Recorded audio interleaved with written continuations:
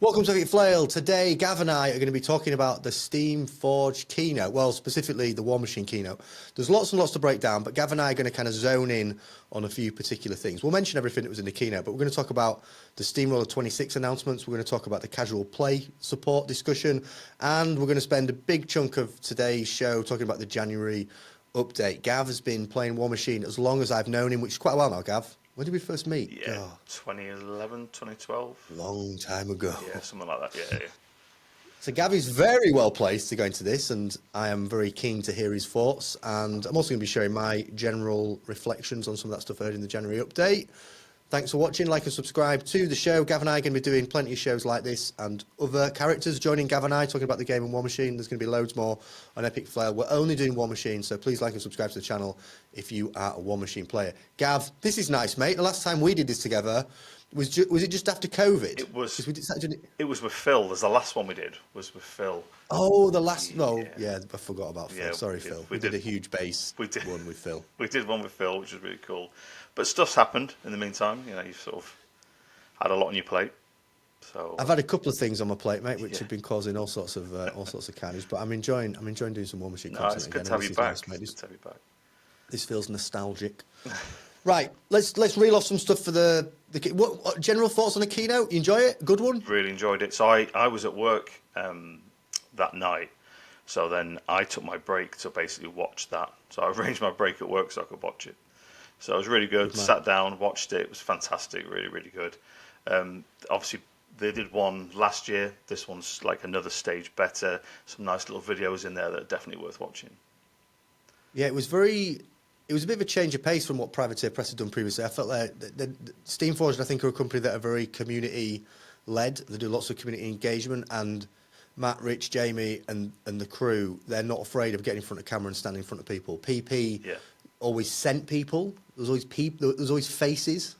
Whereas Steamforged are like, here we are. We're doing a Reddit. We're in front of the camera. They're very accessible. So that's nice. It's nice seeing the people. Yeah, definitely. And because obviously they're gamers from bygone years that have obviously set their own company up and now have the ownership of War Machine. It's really nice to have that player perspective on top of running the company. That's lovely to see.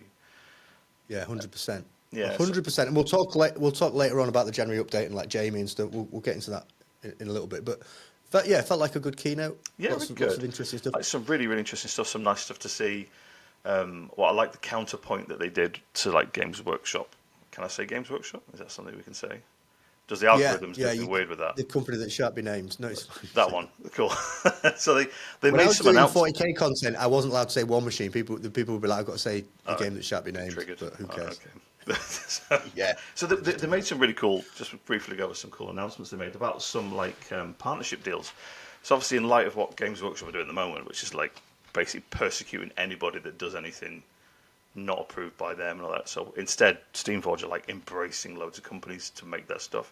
I think that's really, really cool. Good. So rather than pushing people away, they're bringing people in, which is really nice. To have a look on the keynote to like some of the stuff they're engaging with. Loads of merch. They've got like some really, really cool companies that are doing, approved terrain mats, dice. Is that your speech? Oh, I've got a speech here, mate. Yeah, look at this. Look at it. That's just page one. I'd like to thank Paul for having me on the show today.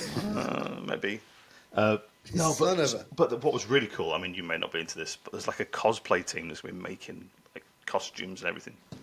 Oh no, what's he doing? Have you got something already? It's my interesting cosplay. I thought he was gonna come back dressed up then. But had enough. No, that's it. I'm just like, oh no, not cosplay. Go on. I love it. Yeah. So go on, talk about the cosplay stuff. Yeah. So they've engaged with companies to make stuff as partnership. Yeah, no, that's good, and it's like the Antichrist of Games Workshop. That's great. Games Workshop are very aggressive with their copyright. Yeah, and not a very friendly company to work with. Their NDA policy is absolutely hilarious, and I think that's a really good shout from Steamforged. I mean, okay, fine, cosplay, dress up. The first bit that jumped out for me that I was really happy about, which wasn't announced at the keynote, was before that, was the core rule book. I'm all for books. I don't like just plant more trees. If you just get stressed about it, and it's great. I think I love the War Machine app, aka the app previously known as War Room. I've always enjoyed having a digital version that I can access really quickly. Love that, but I have always missed in that period from when I think the last War Machine rulebook I bought was in 2011. Probably. Did you read it? I genuinely think it was like so long ago, and then it was just no, of course I didn't read. I just looked at the pictures. Excellent. I just looked at the pictures. So, I mean, the Privacy Press, they did put like that little free leaflet version of it in like the start sets, didn't they? So during like Mark III, there was that free version of the rules. Yeah. But I think for me, it's like a marketing thing as well, though. Like, if you're a serious company with a serious game, you have a rulebook. It's just like, yeah, it's just a thing. People, gamers want to go into shops and get their hands on a thing they can take away and look at and sit and read. And Definitely. it's just, yeah. there's just like an element of having it in your hands. Yeah, and definitely. the digital rules are awesome, but So obviously at the club, we really pleased with that try and sell the game to people that don't play already, so like 40k players, people like that. And then obviously you've got no rule book to show them. You've got an app. I mean, the app is really impressive. Like, it's really cool. The functionality in it is amazing. Awesome. It's great for playing with, great for building lists, but it doesn't give the same feel as a book that's got loads of background stories, pictures, like fluff on your faction, and it's got the rules in there as well. Now, yeah. So there was some discussion on Discord about, you publish a rule book, but if your rules change, then the rule book becomes out of date. But the alternative is that you don't have a rule book, or you don't change the rules. So I'd much rather have a rule book that eventually may possibly be slightly out of date. But you're not going to change. There is a point in that, but like you're not going to change the core. It's unlikely you're going to change the core elements of the rules, and that's kind of why you get your hands on the rule book. Yeah, I think people often change the like specific things. Is something that we might cover later, but that I believe is in there. But the way they've worded it seems quite clever. It basically states, I believe, that some casters may have a spell rack. Now, obviously, when you go onto the app post-January, though, or casters aren't going to have one, but it means that they can change their mind possibly in the future as well. Yeah, I think the pros outweigh the cons for that, and also you don't have to buy it. So, like, if you don't like it, don't buy it. Absolutely, no time for people. Yeah, absolutely. Yes. The rules are still free on the app. Absolutely, it's still free. Like, shut up. Yeah. Read the app. So the rulebook I thought was cool. Printed cards again. That's cool. Something in your hands. Yep. Always been a big element of the game. Loads of people still want that. I mean, I personally don't. I like having my table not covered in cards all over the place that I've accidentally wiped the damage off of. Accidentally. Oh, the sleeves, like, accidentally.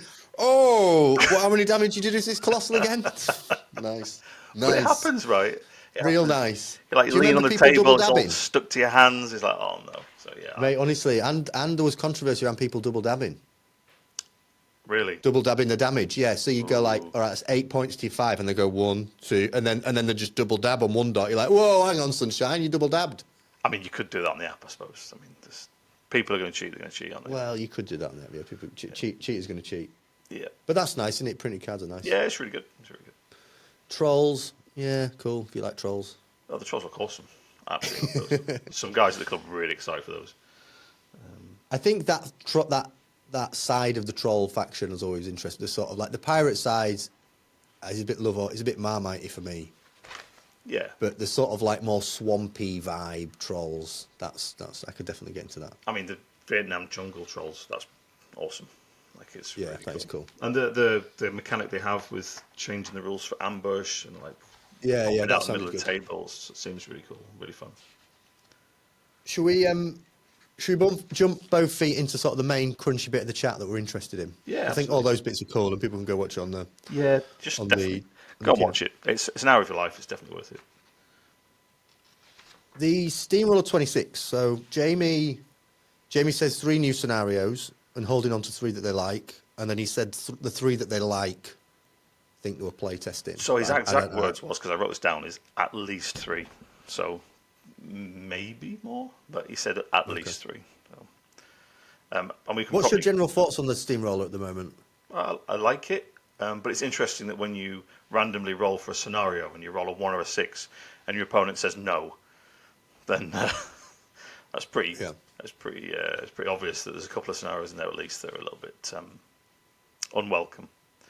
So yeah, especially when you event so as an event organizer, you're having to determine your scenarios on rounds based upon setting terrain to the Steamroller. So, like, for instance, you have to do colour guard probably either your first round, if you do a 2-dayer, on the first day, or the second day. And if you're 1 day, it's got to be your first round, or don't play it.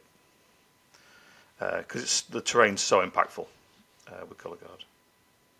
How was the sort of terrain scenario element? Because that's like a new Steamroller feature that I haven't had a lot of game time with. How's that kind of gone down? What's that like on the table? Which bit do you mean? Sorry, so what the defense? So when basically a piece of terrain ends up being a scoring objective. I personally really like it. It requires some conversation at the beginning of the game, though, doesn't it? So if you, for instance, have something like payload, where you've got your 50 mils got to move to your opponent's flag, which is some piece of terrain, it's worth just measuring the distances that both of you got. I mean, depending on terrain placement, somebody could have 6 inches to go, and someone could have like 14. So that's not a fair game, is it? So it adds another little. Yeah, there's a little element, but it's just another conversation before the game starts to make sure the game's fair and balanced before you begin. Yeah, fair.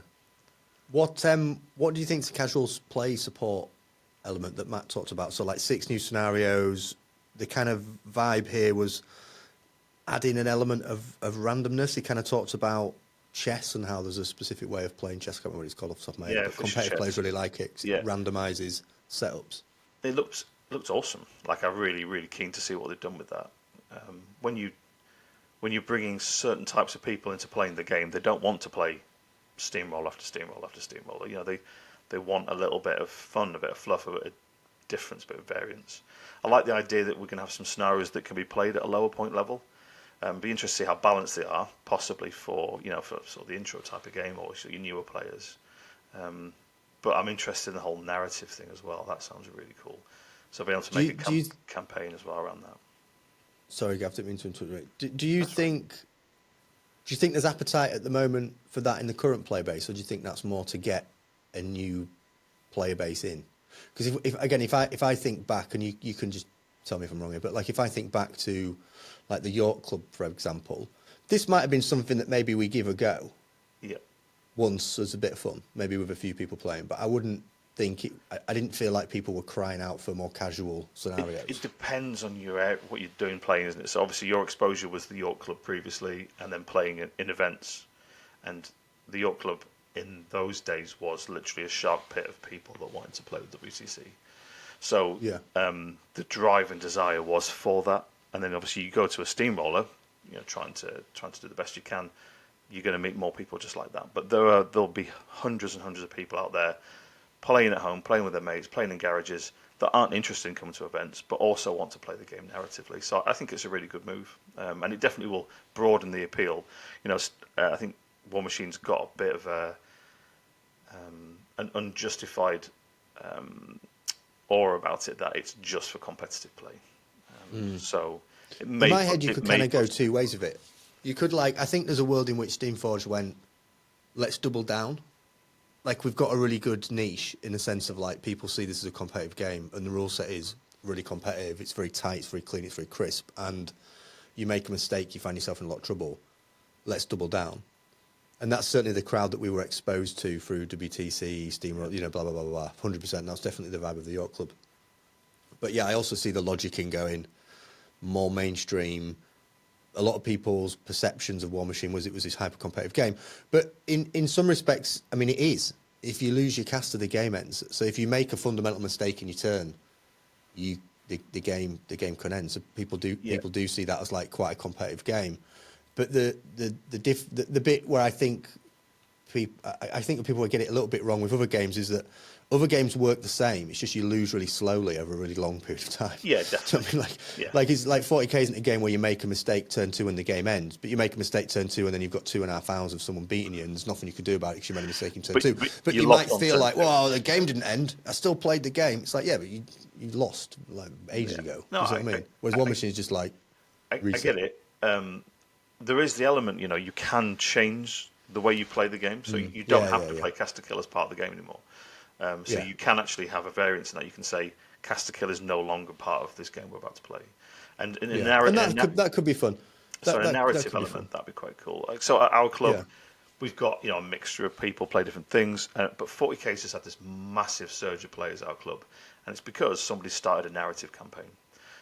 They've got maps going on, they've got backstory, they're chatting about who they're going to fight because they're going to meet up in different areas of this world, and then each table sets up to that part of the world that they're fighting in. Sounds really cool, and people are loving it. So I imagine that's something I'd definitely be interested in running at our club for, Yeah, for yeah. War Machine. Yeah. I think it's cool. I think it's a really good thing. I could kind of ramble about this for a while though, because like, just my brain in me is kind of thinking that the problem you've got with narrative play outside of the 40k universe is everyone's sort of bought into the 40k lore because it's been most people's gaming journey at some point. Yeah. And it's really strong lore, isn't it? So like that narrative element, people they've read all these 40k books, and you know what I mean, and they've played Space Marine games. So it comes with that. Whereas the harder pitch, I think, for casual play with War Machine is it's like, are you invested in the lore? Do you know the lore? Do you understand the lore? And that's not a reason to not do it, because you know the lore of War Machine is interesting. It's not, you know,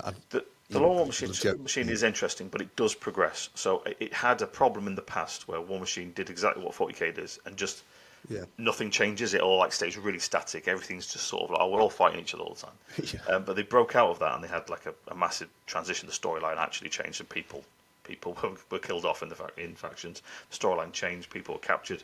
People changed alliances. So it was actually really interesting compared to 40k. Having read 40k stuff, I love it. It's great. Like I say, we all got into it in the beginning, but I actually think War Machine's getting better. The storyline progresses, and with books hopefully coming, fingers crossed, the fluff will be more accessible. Because reading off the PDF is not fun for me. Yeah, agree. So that was cool to see, wasn't it? I think we're both on the same page. That's a good a good thing to see Steamforged putting forward, and look forward to seeing it. The January update, some quite big announcements. The first was the removal of spell racks.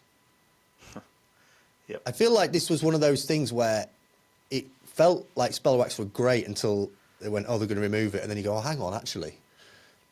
They must have been an absolute nightmare from a game balancing perspective. I would find that unbelievably hard to think about bringing new casters into a game when you've then got to think, not only how does this caster interact with all the units and you know, the battle group, the cohort models that are available to it, the units, the solos, but also like how does it now interact with all these spells? That's hard to balance. Yeah, a nightmare. I get that. So I'm really mixed on this, like massively mixed. And so as a caveat, I have faith in Steamforged and their approach to the game so far. Like they've proven that they're a good custodian of it. So the point you just made there, I find really odd because and I agree, trying to balance everything around a rack can be really difficult. But the counter argument, one of the reasons that people have argued to remove the rack, is that players only play 2 or 3 spells off of the rack. You know, most racks you'll see the same spells played time and time again. Well, if they're the most played ones, it's probably because they're the best ones, right? I would say. Yeah, you'd imagine so. Yeah. So you're only really balancing around those spells. You're not, you know, the other ones aren't necessarily particularly powerful, and probably don't require that much thoughtful balance, because the players are going to choose. That's what players do, isn't it? Especially competitive players. They're going to take the best spells and just hammer into those. So your players are going to find the broken interactions already for you. I don't know. Yeah. There's so many things. Honestly, I could talk. But this is probably a whole podcast in itself. But I personally love the spell rack. I've really enjoyed having it in the game. Am I guilty of having taken the same spells time and time again? Definitely. But have I enjoyed having the option to have other ones when I've needed them on the table? Yeah, that's definite for sure. And I've built lists around the depth of the spell rack, and I've enjoyed doing that. It's another element of the game for me to think about.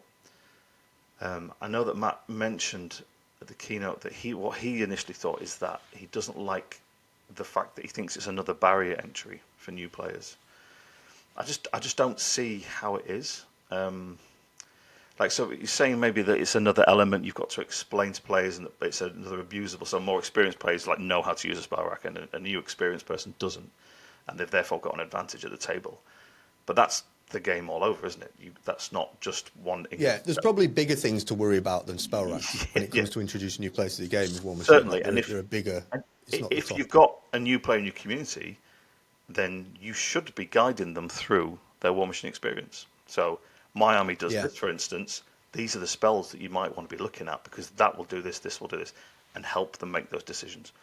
So I think that's more indicative of bad intro games as opposed to a new player load. But anyway, it's their game, their choice. I think you make valid points. I think your position is kind of like will be a very common player-based perspective, which is you love writing lists, you love thinking about the game, you spend probably more time designing and thinking about lists and imagining the game than you do playing the game, like most people. Yeah, definitely. Yeah. And a part of that is once you've built a list and the list is locked in, the spell racks then give you an additional element of sort of contemplation and reflection and, well, maybe I could try that and what or the other. And then there's also something cool about getting to the table and going, haha, I'm going to pick that spell rack. So, like, I get that the experience of doing that is something that increases your enjoyment of the game. But if I was a games designer and I was going, right, we've got this caster, if the caster's got Carnage on the spell list or Dash or something else, you're like, well, we can't really give them a movement buff spell because like they've already got +1. So like if we give them something that's like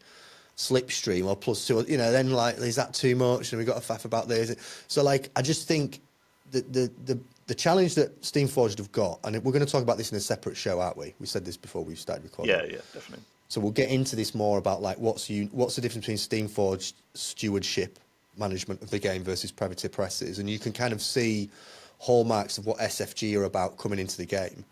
And again, we'll pick this up in another show. But the challenge that they're going to have is their model is a rolling release model. It's a much more modern marketing model than PP's. PP's was write the rules, roll it out, land it, manage it, press gang, grow. And then keep doing that. And then new edition, do the same again. And they would release models, but it was kind of like, we've done the thing, guys, now go sell it.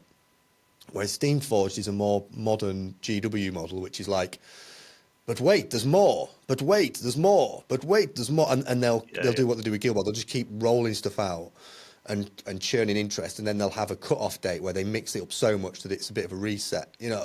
Not to stress anybody out, but like, they don't want a model by which, there you go, you've got that army for 10 years. You're never going to have to buy any more models. No one really wants that.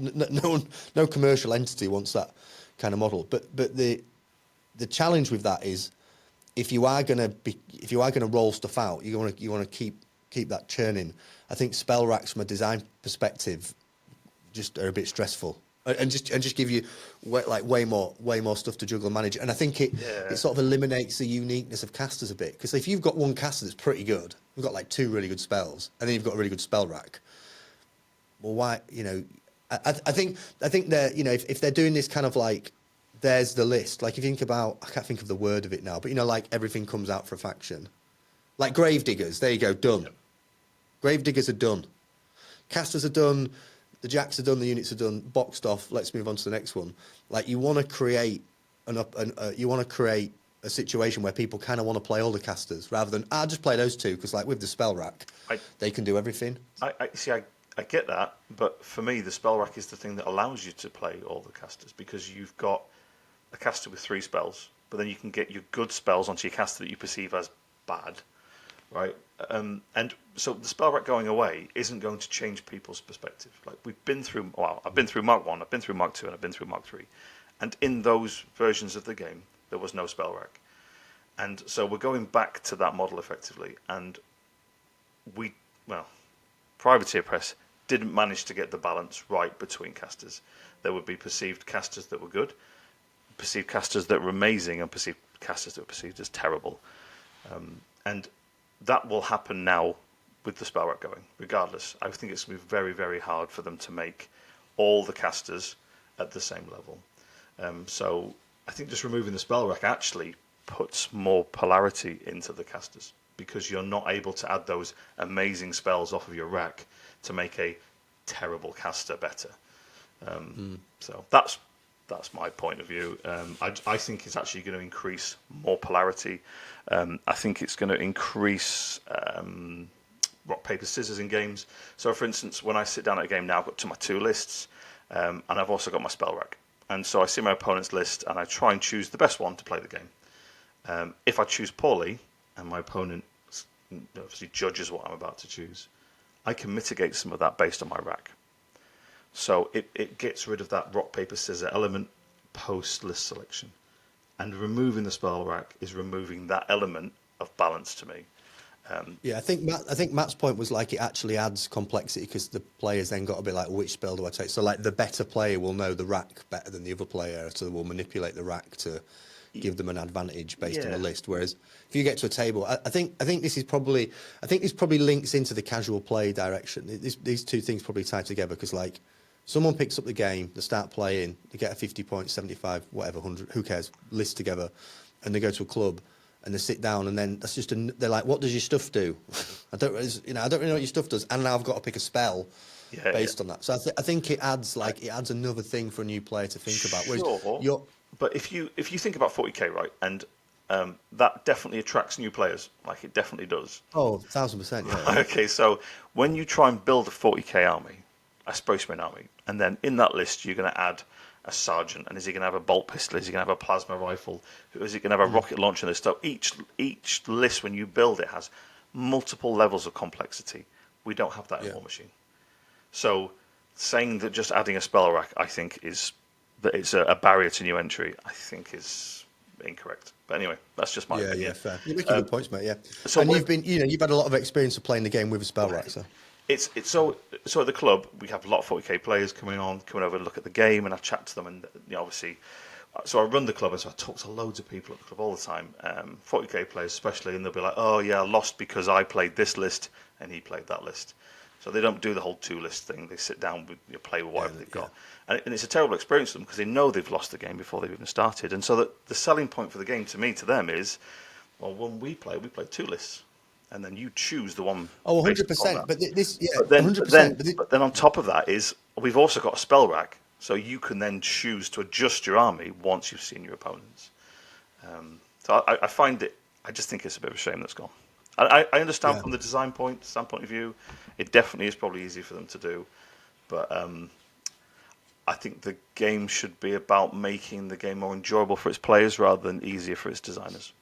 There you go. That's a bold statement. Strong line. I like that, mate. That's a strong line.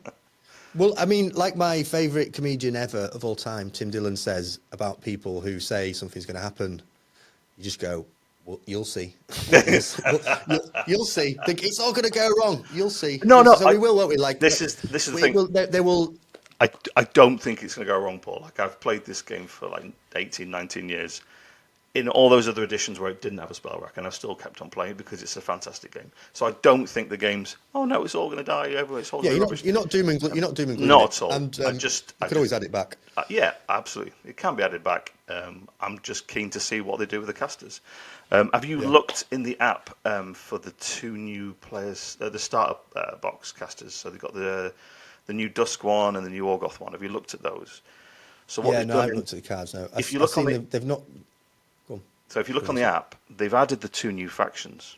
The new Dusk faction, the new Orgoth faction are added on there now. And those 2 casters currently in Dusk and Orgoth are like a journeyman, 20-point solo with a heavy type thing, a package. But they've now split them off in those new factions as post-January update casters. So it's definitely worth logging into onto the app. Have a look at those 2 casters because they've converted them into casters without spell racks. And it's quite interesting to look at them because they both have damage buffs to hit buffs and threat extenders. And, a spell that adds to survivability. So they've got the 4 elements, the 4 basic elements that you want to see on a caster.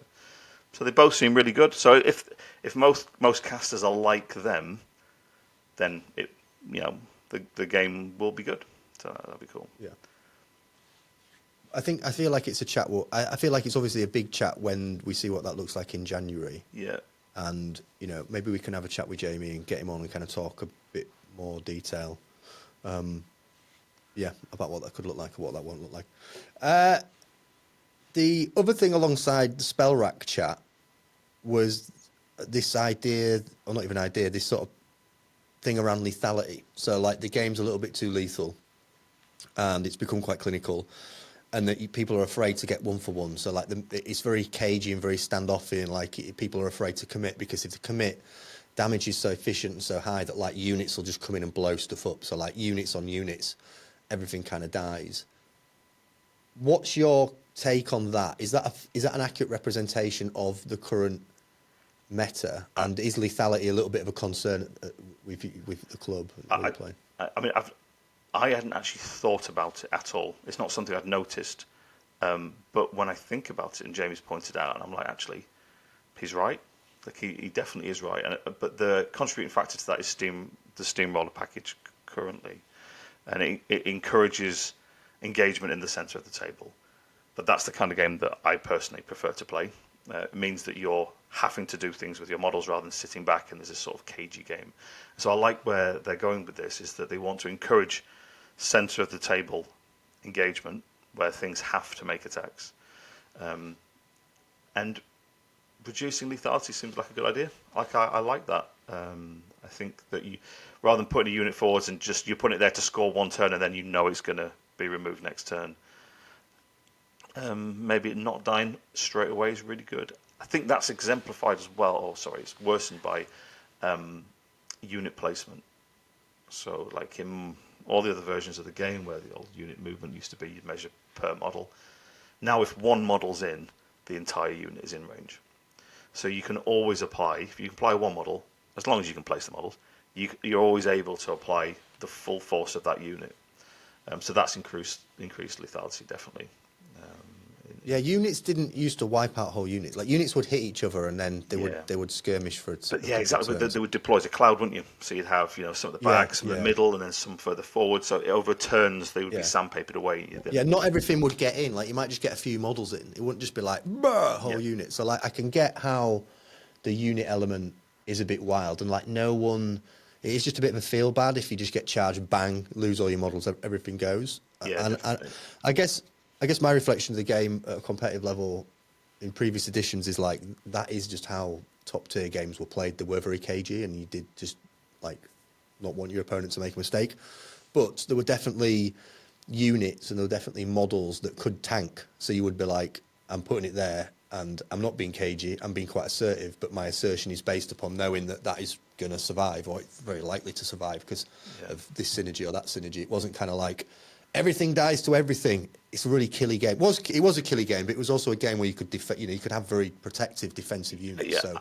Absolutely. And in this now, so with what spell racks, what they are, fair enough. You could do some really good damage buffs, and if you put that damage buff onto a unit, every model is going to benefit from that. Whereas previously, if 3 models were in charge range or 2, so you could place defensively for that, couldn't you? Like, well, I can definitely take 2 or 3 of these charging me, but not 4 or 5.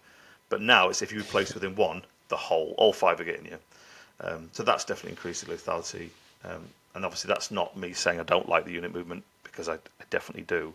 But toning down the output of units would be very good. Yeah. The other thing that Jamie mentioned was like the standardisation of stats. So part of the lethality tone down was like not just letting everything have like Rat 7, Mat 7 and going like, right, okay, so like this character Jack or this very good Jack will have Mat 7. But everything else is going to be 6s, and just try to create some standardisation with that, which again I guess ties into the just calming the lethality down. I guess my kind of thoughts, reflections on that is, I think that one of the things that's so fantastic about Warmachine is the Fury focus mechanic. Yes. And it allows you to create predictable outcomes through the manipulation and management of resource. And I think that's why it's such a superior game to 40k, because it's like 40k, you're like, well, there's a 50% chance and there's nothing else I can do about it. Here we go. And you roll loads of dice and look for 4-ups. That very casual play, very kind of like, nachos and whatever the phrase is, pizza thing. Beer and pretzels. Just sit and have a bit of a laugh. Whereas I like the element of Warmachine where you can go, yeah, okay, well, this thing is Rat 6, but I'm rolling 3 dice. So I don't mind reduction in lethality as long as it can create predictable outcomes through effective management of resource, if that makes sense. It's just you need a finite resource, because that's when lethality gets out of control. When it's like, I don't even need to. This unit is definitely going to hit and it's definitely going to kill them. Yes. And I don't even need to allocate any resource. It's just a mad unit. That's like that's bad for the game. But going this model with that spell and that much focus will kill that. Yes. But that's because you've invested into doing that. Yeah, you've invested resources. I hate to make it randomness. happen. Yeah, definitely. Yeah. The thing that stressed me out about the Mark IV when it first came out was this like critical thing. We're making it a bit random. We've got critical hits, and I'm like, I'm not into that. I'm not into like crit armor piercing. I absolutely loathe crit effects. Like it's just not. I hate that. Yeah, because it's not random. It's just again, you can manipulate it by getting extra dice. So maybe it's pretty good. If I'm rolling 3 dice, what is it like 35, 33% chance? I don't know. I think it's 44 or something. If you're rolling 3 dice, but it depends on what you need to hit. But yes, yeah. Fine.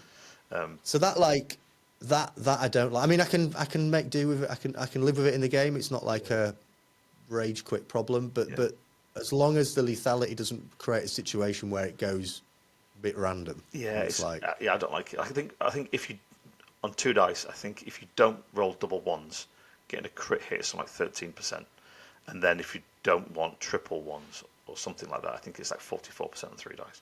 Yeah, but I don't know. In a game that requires, like you say, focus management, resource management, you're trying to get reliable outcomes. It feels a bit odd. I don't know. I'm not sure what the alternative is for that. the bit that I will say, and I think you agree with me here, is like in Jamie we trust. Oh yeah, 100%. Yeah, So like Jamie, of all the people I've ever met that played this game, or anyone that I know, I can't think of a better person to be making decisions at Steamforged than Jamie Perkins. He's just a great brain and a great mind to be doing this. And it's a bit like when Will Pagani was working Privateer Press doing the rules. Go for it, Will. Like, he played Circle to such an incredible level for so long that like he did a great job. Just go for it. Whatever you think. And I think this is a great opportunity for Jamie and the team to go, right, we've taken over, we've got War Machine, it's our rules, here you go. You know, I think it's a great opportunity for them to put a rule set out there, put an update out there that people can get to grips with and see how it goes down. And the other thing we know about Steamforged, we know about that team is they're you know, they'll do whatever it takes to make sure people are enjoying the game and it's going well. So all this stuff, they've never come across with a group of people or a company that won't review this as an ongoing basis. It's not like, there you go, that's it for forever. Yeah, so, definitely. That's the nice thing about it, isn't it? Is that they'll take on board feedback. They're players of the game themselves, so they know like, oh, actually, this is a negative play experience. Let's get this changed. So they're definitely especially Jamie. Like definitely on board. There's no person better. Yeah, they're definitely on board with making the game as fun as it can be. Yeah, 100%. So he's kind of mentioned that standardisation. It's sprays. We're getting tinkered down a little bit, and range was kind of like a general. Yeah, we're going to just take the edge off range because range is a little bit punchy. Yeah, I like that as a person that doesn't take any guns. That's good. I'm happy with that. Yeah, I'm not a fan of that because I just bought a Lilith list and that's like all I've been painting up. Literally, all I've been painting up is like, but whatever. Is what it is. But yeah, reducing the range on sprays is definitely something that's happened. I mean, they're creeping up to range 12. You know, it's just a bit crazy. Yeah, it's not really a spray. Like Jamie said, it's not really a spray if it's like range 12. No. It's not a spray. It's not a short ranged attack. So I think, Gav, we're going to do another show where we kind of talk about, what we're kind of looking forward to 2026, what our predictions are, kind of reflections on where the game's at the moment and what we expect. But I guess our main kind of thoughts on this are, you know, really, really good keynote, some loads of positive announcements. It's great to see Steamforged getting into the swing of things and all this like hype, all this exciting stuff that's coming to the table. I think you make some really interesting points around spell rack, and I think there are very justified, I guess, questions around the lethality chat. But it's going to be January really soon. Yep. These guys know what they're doing. Looking forward to seeing what that looks like at the table. And I think you made a really great point earlier, which was just like, you know, me and you have played all editions of this game. Or maybe I didn't play Mark 1. All editions of this game, pretty much. And it's such a great game that we're still going to keep playing it. Even if there's a bump in the road or there's a bit where we're like, oh, I've kind of missed spell racks. Well, it's still rolling dice and playing games. I am 100% it's still War Machine. Looking forward to it. It's a refresh of the game. So, I mean, the removal of the spell rack means that all the casters are going to get re-looked at. That's really cool. I'm looking forward to that. Yeah, that's always cool. Yeah, awesome.